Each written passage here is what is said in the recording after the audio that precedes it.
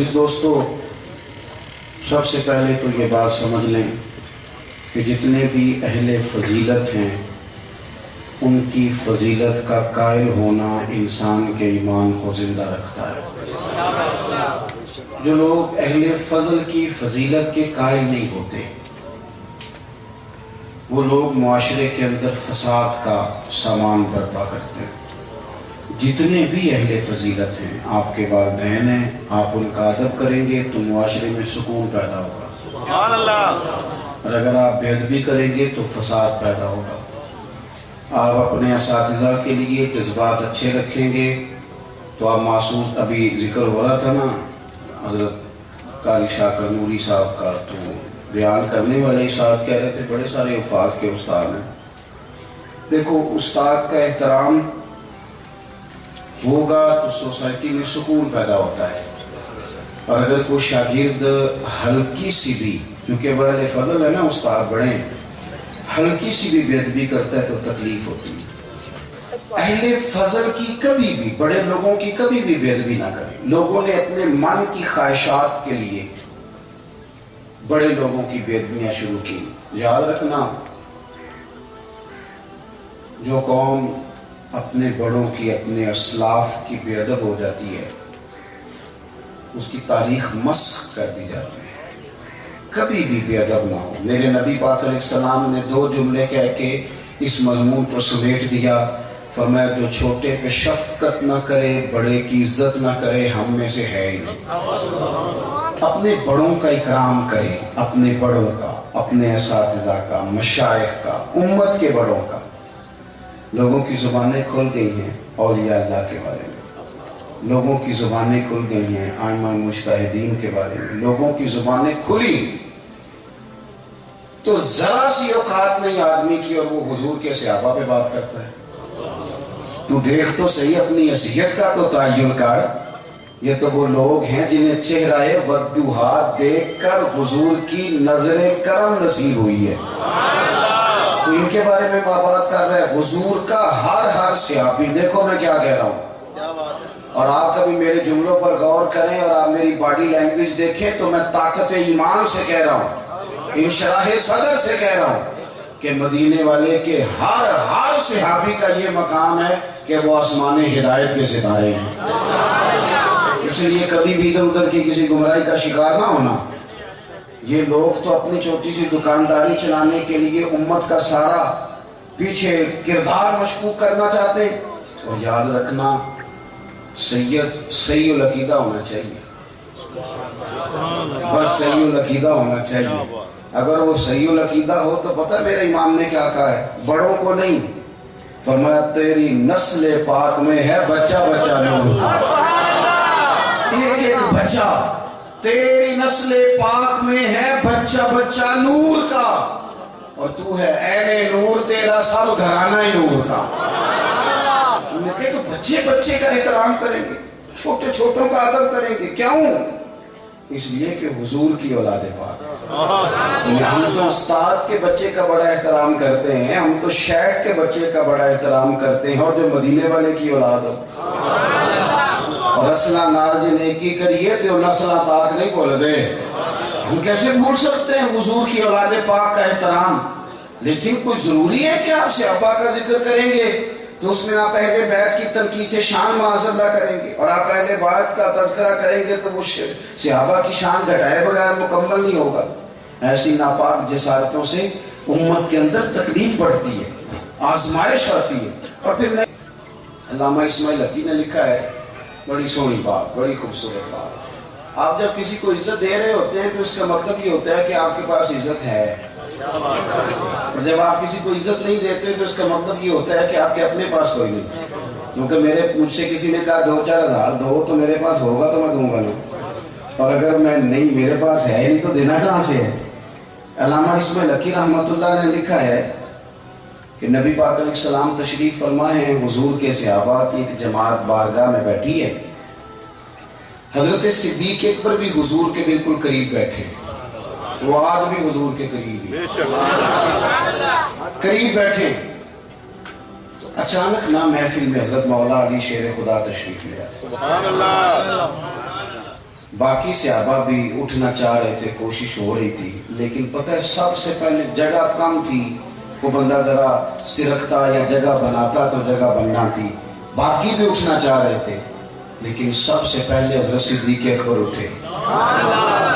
हजरत मौला अली का बाजू पकड़ के थाम के हुजूर के करीब बिठाया, खुद जरा थोड़े से पीछे होके बैठ गए। अब बोला नहीं कोई, वहां लोग कम बातें करते थे, वहां लोग बोला है पाए नजर होश में आ ये कुबे नबी है, आंखों से भी चलना यहाँ बेअदबी है, लबाते मोरा लगियां बोलन दी जाज भुल गई, उथे जुबाना ताई खोलन दी जाज भुल गई, ते जाके मदीने अथरू मेरे सवाल बन गए। हुजूर की बारगाह में वहां को बंदा बात करे, अल्लाह ने पहुंचाया सरकार के कदमों में, सद शुक्र मैं फिर आया सरकार के कदमों में, कुछ लम्हे सलामी को ठहरा हूं मवाजा पर, फिर मुझको अदब लाया, फिर मुझको अदब लाया सरकार के कदमों में। तो हजरत कोई किसी ने गुफ्तगू नहीं की, हजरत सिद्दीक अकबर ने बाजू थामा और ला करके ना हजरत मौला अली को हुजूर के करीब बिठाया, खुद साइड पर जाके बैठ गए, कोई बोला नहीं, बात नहीं की। तब हम तो बातें ज्यादा करते हैं ना, जाके साइड पे बैठ गए, और किसी ने क्या तबसरा करना था, ना किसी की जरूरत थी, ना कोई करना चाहता था, ना कर सकता था। थोड़ी देर खामोशी रही, फिर मेरे करीम बोले और हुजूर बोल के फरमाने लगे, देखा तुमने अबू बकर ने क्या किया है? और फिर हुजूर फरमाने लगे, इज्जत वाला ही किसी की इज्जत को पहचान सकता है, फजल वाले ही अहले फजल को पहचाना करते हैं। मैं जिम्मेदारी से कहता हूँ कि मौला अली की शान को अगर समझ सकते हैं तो अबू बकर सिद्दीक समझ सकते हैं, और हजरत सिद्दीक अकबर का मकाम अगर कोई जान सकता है तो मौला अली ही जान सकते हैं। तो एक तो कभी भी अहले फजल की इज्जत में कभी भी कमी ना। आज हम जिक्र कर रहे हैं ना इमाम हुसैन का, इमाम हुसैन रज़ी अल्लाह तआला अन्हु, मेरे जैसे बंदे की तो जुबान इस काबिल है कि उनका नाम ऐसे कहाँ सैयदना इमाम हसन और कहाँ सैयदना इमाम हुसैन और कहाँ हम लोग, हमारी हैसियत है। हम तो ये तो वो लोग हैं जिनका नाम जरिए निजात है, जिनका तज़किरा जरिए निजात है। इन लोगों के साथ जब से कि बहस मुआशरे में बढ़ी है ना, जब से लोगों ने शुकूक बढ़ा दी, आप यकीन करें सहाबा और अहले बैत के साथ जो वारफ्तगी थी ना लोगों की, वो जो शौक था, किसी का भी नाम आता था तो लोग मचल जाते। अब तो किसी एक का जिक्र शुरू करते हैं तो कानों में खारिश शुरू हो जाती है, लोगों को परेशानी होने लगती है, फिर फलाने का तज़किरा होने लगा। भाई आप क्यों परेशान हो रहे हैं? ये सारे उसी दरियाए मोहब्बत की नहरें हैं जिसको मदीने वाले महबूब ने अपने दस्ते मुबारक से चलाया है। आप क्यों ये काम करते हैं, क्यों इंतशार का सबब बनते हैं? हजरत इमाम हुसैन रज़ी अल्लाह तआला, ये हुजूर की औलाद पाक है, पैरों को ना थोड़ी मिट्टी लग गई, उम्र जवानी की थी, दाढ़ी मुबारक सारी स्याह थी, काली थी। हजरत अबू हुरैरा इनसे सालों बड़े थे, अमीरुल मोमिनीन फिल हदीस। हजरत अबू हुरैरा ने देखा कि इमाम हुसैन के मुकद्दस कदमों को मिट्टी लग गई। किसी से भी कहा जा सकता था जरा इमाम साहब की तवज्जो कराना, ये जरा मिट्टी उतार देना, लेकिन हजरत अबू हुरैरा झट से उठे, अपनी पगड़ी खोली, उसका पल्लू लिया और हजरत इमाम हुसैन के पैरों से मिट्टी साफ करनी शुरू कर दी। क्यों? अहले फजल ही किसी की फजीलत को जान सकता, इज्जत वाला ही किसी को इज्जत देता, जिसके पास वकार हो। वो मेरे संगियों, लोगों की बातों में ना आना, ये तुम्हें उलझा देगा, ये तुम्हें तफरीक में डालते, ये इंतशार बर्पा करेंगे। ये वो हसीन जमात है जो हुजूर के सामने बैठा करती, इनसे प्यार करना, इनसे मोहब्बत करना। आप कभी तिरमिज़ी की एक हदीस पढ़े तो मर जाने को जी करता है। हुजूर ने फरमाया था, मेरे सहाबा के बारे में अल्लाह से डरना, मेरे बाद इन्हें अपनी जुबानों का निशाना न बनाना। काश कोई इन जुमलों का दर्द समझ सके। फरमाया रब से डरना, और करीम फरमाने लगे जिसने इनसे मोहब्बत की, मेरी मोहब्बत की वजह से मोहब्बत की, और जिसने इनसे अदावत रखी, मेरी वजह से। कभी भी किसी को जो हुजूर की औलाद है, صحابہ کرام نے ایک جگہ کچھ نذرانہ جمع کیا اور جمع کر کے کہا کہ حضور کی بارگاہ میں پیش کرنا ہے. اخراجات بہت زیادہ ہیں اور ظاہری وسائل اس ترتیب سے نہیں ہیں. یہ نذرانہ ہر مہینے پیش کرنا ہے. جب وہ لے کے حضور کی بارگاہ میں گئے نا تو اللہ نے قرآن نازل کر دیا. سبحان اللہ. فرمایا محبوب ان سے کہہ دو لا اسألکم علیہ اجرا، میں تبلیغ دین پر تم سے کوئی اجر نہیں مانگتا. الا المودۃ فی القربى، بس میرے قریبیوں سے پیار کرتے رہنا، میرے قریبیوں سے محبت کرنا، پیار کرنا قریبیوں سے. یہ علی المرتضیٰ ہیں، یہ فاطمہ ہیں، یہ ان کا خاندان ہے، یہ خدیجہ ہیں، یہ عائشہ ہیں، یہ میمونہ ہیں، یہ حفصہ ہیں، ان سے پیار کرنا، میرے قریبیوں سے محبت کرنا. ہمارے دلوں میں حضور کی اولاد کا پیار ہونا چاہیے، طبیعتوں میں احترام ہونا چاہیے، ہمارا مزاج ہمارا دل ان کے لیے دھڑکنا چاہیے، ہمارے لہجے ہمارے انداز ہمیشہ ان کے حق میں نرم ہونے چاہیے. میں کہہ چکا ہوں سید کا صرف عقیدہ ٹھیک ہونا چاہتا ہے، باقی آپ تحقیق اور تفتیش میں نہ پڑیں، وہ جانے رب جانے. آپ کوشش فرمائیں ہماری اولادیں ہم خود ایک اور اہل فضل کا ادب کبھی نہ چھوڑیں. دوسری بات آپ سے یہ عرض کرنی ہے، اس کو اچھی طرح سمجھ لیں کہ قومیں اپنے اسلاف سے بڑی ہوتی ہیں. ہمیشہ بڑا ہم ہوتا ہی وہ ہے جس کا کوئی بڑا ہوتا ہے، جس کا کوئی بڑا نہیں ہوتا وہ کبھی بھی بڑا نہیں ہوتا. یہ کچھ عرصے سے ٹرینڈ چلا ہے، اگرچہ یہ درست نہیں ہے. آپ کسی سنار کی دکان پہ جائیں تو اس نے اپنے پیچھے نا اپنے والد صاحب کی اور دادا کی فوٹو لگائی ہوتی ہے. حکیم کی دکان پہ چلے جائیں، کپڑے والی دکان پہ چلے جائیں تو اس نے پیچھے اپنے دادا کی والد کی فوٹو لگائی ہوتی ہے. اگر تو یہ درست نہیں، تصویریں نہیں لگانی چاہیے. تصویریں ان کے کیا پیروں کی بھی نہیں لگانی چاہیے. جہاں تصویر ہوتی ہے وہاں نماز کیسے پڑھی جائے گی؟ فرشتہ رحمت کا نہیں آئے گا. یہ تو اب ایک ضرورت بن گئی. تو اب ضرورت کیا، اب تو خیر نفسیاتی مسئلہ بن گیا ہمارا، یہ نفسیاتی مسئلہ. آپ ان سے پوچھتے ہیں یہ فوٹو کیوں لگائی ہے تو وہ کہتے ہیں ہم یہ بتانا چاہتے ہیں کہ یہ کام آج نہیں ہم نے شروع کیا، ہمارا شجرہ پرانا ہے، ہمارے باپ دادا سارے یہی کام کرتے تھے، ہمارا خاندانی ورثہ ہے. وہ ثابت یہ کرنا چاہتے ہیں کہ ہم پیچھے سے ہمارا ایک سلسلہ آ رہا ہے. ساری دنیا اپنے اکابرین کو، اسلاف کو، بڑوں کو ان کے زور پر بڑا ہونا چاہتی ہے. یہاں کچھ لوگ ایسے آئے ہیں جن کے نزدیک معاذ اللہ صحابہ ٹھیک نہیں تھے، اہل بیت ٹھیک نہیں تھے. آپ اپنی سند کیسے مضبوط کریں گے؟ اگر وہ اولین جو حضور کے سامنے بیٹھتے تھے وہی ٹھیک نہیں تھے تو پھر ان سے ہو کے جو دین آگے آیا اس کو تم کیسے ٹھیک مانو؟ ساری چیزوں کو مشکوک کرنا چاہتے ہیں. ہمارے بزرگوں نے، امام بخاری نے، امام مسلم نے محنت کر کے حدیثیں تلاش کی، اصول بیان کیے کہ یہ حدیث صحیح ہے، متواتر ہے، حسن ہے، ضعیف ہے، کیا ہے، اس کے اصول اور قاعدے بیان کیے. اور جب انہوں نے خود پوری تحقیق کی، آپ تھوڑی سی آپ مشکل بات نہیں کر رہا، تھوڑی سی آپ غور کریں گے، انہوں نے سینکڑوں میل کا سفر کیا، گھوڑوں پہ، پیدل، اونٹوں پہ، ریسرچ کر کے بتایا کہ یہ حدیث بالکل درست ہے، اپنی سند کے اعتبار سے، متن کے اعتبار سے یہ متواتر درجے کی ہے. انہوں نے پوری ریسرچ کی. پھر غور کریں کیا کہہ رہا ہوں، جب پوری تحقیق کر لی تھی تو پھر انہیں کہنا چاہیے تھا نا یہ نبی پاک نے فرمایا، کہنا چاہیے تھا نا کہ یہ حضور نے فرمایا، ہماری تحقیق ہے، حدیث درست ہے. لیکن کسی نے بھی ڈائریکٹ نہیں کہا. انہوں نے جب بھی کہا کہنے لگے حضرت عبداللہ ابن عمر فرماتے ہیں کہ حضور نے یوں فرمایا، حضرت انس بن مالک فرماتے ہیں کہ حضور نے یوں فرمایا، حضرت جناب سیدہ عائشہ صدیقہ فرماتی ہیں یوں حضور نے فرمایا، حضرت ابو ہریرہ فرماتے ہیں یوں حضور نے فرمایا. انہوں نے نا پہلے اس صحابی کا نام لیا جنہوں نے وہ بات اپنے سینے میں محفوظ کی.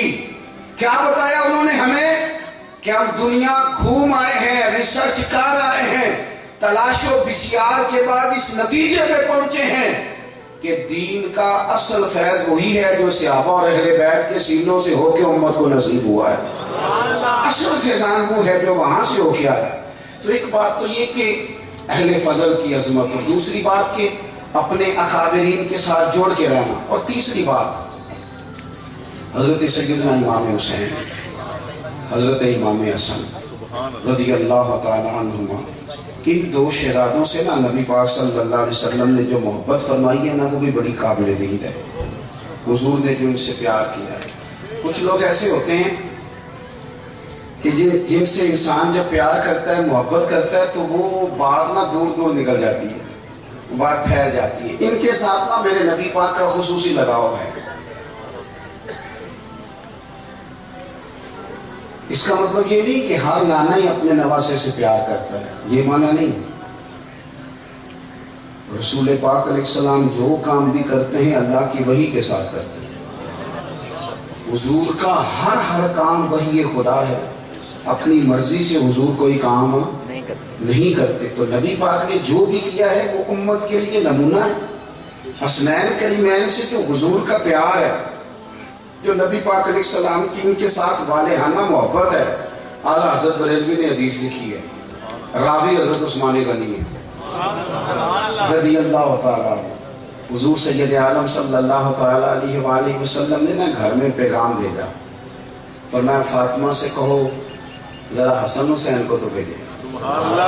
یہ سارا دن ہی حضور کے پاس رہتے ہیں, سارا دن ہی, لیکن وہ جو والہانہ پان ہے, جو محبت ہے, جو ان کے ساتھ محبوب کا خاص لگاؤ ہے, سیدہ سے کہو ذرا شہزادوں کو بھیجے, تھوڑی سی دیر ہو گئی آنے میں. اعلیٰ حضرت فرماتے ہیں یوں لگتا جیسے سیدہ فاطمہ کپڑے نہیں وہاں بدلنے لگتی بچوں کے, خوشبو نہیں لگانے لگتی. تھوڑی تیاری میں دیر ہو گئی تو محبوب نے نظریں جمائی ہیں اس حجرے کی طرف جہاں سے امام حسن اور حسین نے آنا. رحمت کے عجب ہی جمیلے ہیں, حسنین یہاں پر کھیلے ہیں. تو دونوں شہزادوں جب دروازہ کھلا تو حضرت عثمان غنی کہتے ہیں بچے جب نکلے نا دونوں تو یہ کوئی 10 15 50 100 میل دور سے تھوڑی آ رہے ہیں, تو یہی رہتے ہیں. محبوب کے قرب خاص میں انہیں سایہ کرم ہر وقت نصیب ہے.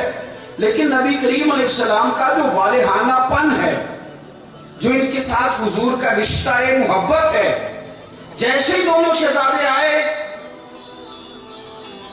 حضرت عثمان غنی فرماتے ہیں محبوب نے مقدس گھٹنے زمین پہ رکھ دیے اور دونوں بازو کھول دیے. ایک شہزادہ اس سینے سے لگ گیا اس کندھے سے, ایک اس کندھے سے لگ گیا. اور پہلے بھی حضور پیار کرتے تھے پر آج تو رخ ہی بدل گیا بات کا. اللہ کے پیارے حبیب علیہ السلام فرمانے لگے اے اللہ, یہ دونوں شہزادے کندھے سے لگے ہوئے, حضور فرمانے لگے اے اللہ میں ان دونوں سے محبت کرتا ہوں, تو بھی ان سے محبت کرتا. اور کہا اے اللہ جو جو میرے حسن حسین سے محبت کرے تو ان سب سے محبت فرما, ان سب سے پیار کر جو میرے حسنین سے پیار کرے.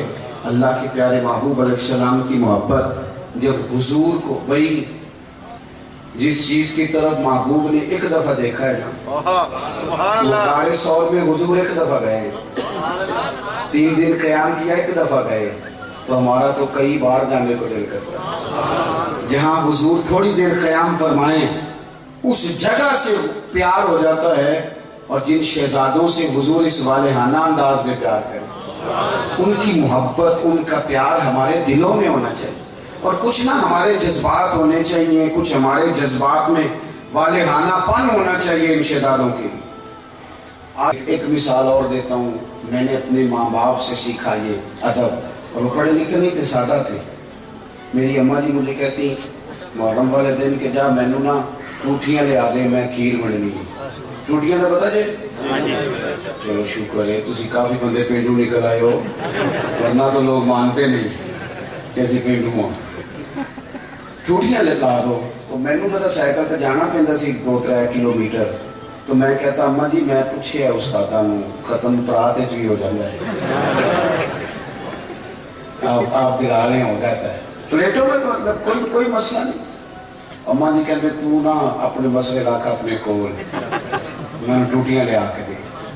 تو وہ چلا جاتا. ایک دن میں تھوڑا سا نا تنگ ہو کے بھی گیا, یار حد ہو گئی ہے, اماں جی مسئلہ سمجھتی نہیں, میں اتنے بڑے مفتیوں کا قول سنا رہا ہوں. میری اماں جی مجھے کہنے لگی ٹوٹیاں تے لے آؤں گی پہلے. میں چلا گیا, لے کے آیا, لا کے میں نے پیش کر دی. تو میں نا اس دن تھوڑا سا میں نے پوچھا گھبرا کے, میں کہ اماں جی مسئلے ٹوٹیاں کی لوڑ کا دی ہے, بغیر ٹوٹیاں تو نہیں امام حسین کے نام پہ کھیر ونڈی جاتی, ضرورت کی ہے. تو اماں جی کو پتا تھا تھوڑا غصے میں گیا ہے، پسینے میں شرابور واپس آیا ہے، تو ان کا لہجہ وہ ہو گیا جو ماں کا پھر سمجھانے کا لہجہ ہوتا ہے۔ مجھے تھپکی دی، 10 روپے بھی اضافی دیے خرچے کے، اور ساتھ کہنے لگی پتر ویکھے نا حضور دی اولاد دے نام تے کسی نو کھیر دینی، پھر انہوں آخنا ساڈا پانڈا دے کے جا، نبی پاک دی اولاد دے نام تے جو دے چھڑیا سو دے چھڑیا، ختم ہو گیا۔ اسے کہنا برتن دے کے جا، اس لیے پلیٹیں بھی جائیں گی حضور کی اولاد کے نام کا لنگر۔ تیری نسل پاک میں ہے بچہ بچہ نور کا، تو ہے عین نور تیرا سب گھرانہ نور کا۔ ایک تو ان سے والہانہ پن، پانچویں اور آخری بات، اپنے بزرگوں کے صرف دن نہیں منانے، دین صرف منانے نہیں آیا، دین تو اپنانے کے لیے آیا۔ ہم نے میرے دن نہیں منانے، میرا اپنا سند ہی مضبوط نہیں کرنی، احترام بھی کرنا ہے ہاتھ درجے، لیکن جو ان کی سوچ ہے، جو ان کی فکر ہے، جو ان کا مزاج ہے۔ دو باتیں حضرت عمر فاروق رضی اللہ تعالیٰ عنہ میں اور امام حسین میں ایک جیسی ہے، کامن ہے۔ ایک تو ان دونوں کا مصلی سے پیار، 100 رکعت نماز نفل پڑھتے تھے حضرت سیدنا امام حسن اور حسین فرضوں کے علاوہ۔ جو 5 بھی پوری نہیں پڑھتا وہ کہتا ہے مجھ سے بڑا امام حسین کا مرید بھی کوئی نہیں۔ 5 آپ دیکھیں نا، 9-10 محرم کی درمیانی رات یزید کی فوجوں نے جب کہا کہ حسین یا جنگ یا بیعت، دو ہی باتیں، تو امام حسین رضی اللہ تعالیٰ عنہ فرمانے لگے ایک رات کی مہلت دے دو، صبح بات کریں، چلے گئے۔ حضرت عباس رضی اللہ تعالیٰ عنہ عرض گزار ہوئے حضور جو فیصلہ آپ نے صبح کرنا ہے مجھے تو ابھی اس کا پتہ ہے، تو آپ نے کرنا نہیں، تو آپ یہ سوچیں کہ پتہ نہیں کوئی گنجائش نکالنے لگے ہیں، یہ عجیب سے لوگ ہیں، آپ نے رات کیوں لی؟ تو امام حسین فرمانے لگے عباس تیرا کیا خیال ہے، میں نے سوچنے کے لیے رات لی۔ حضور کس لیے؟ تو فرمانے لگے تجھے پتہ ہے نا مجھے مصلی سے بڑا پیار، تجھے پتہ ہے نا مجھے اللہ کی بارگاہ میں سجدہ کرنا کتنا سکون دیتا ہے۔ صبح میدان لگے گا، امید شہادت کی ہے، میرا دل کرتا ہے کہ رات رہ گئی ہے، رج رج کے اپنے رب کو سجدہ نہ کروں۔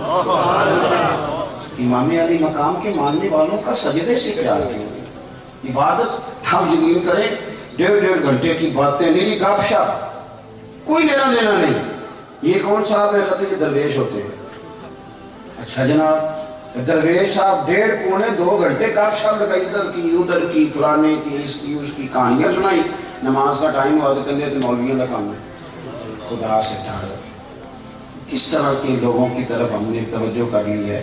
حضرت فاروق اعظم، حضرت عثمان غنی نے نا حضرت عمر کے وصال کے بعد ان کی ایک بیوہ سے نکاح کیا۔ خاتون عرض کرنے لگی حضور میں تو بڑھاپے کی طرف میرا سفر ہے، کسی خدمت کے قابل نہیں، تو میرے ساتھ نکاح سمجھ میں نہیں آیا۔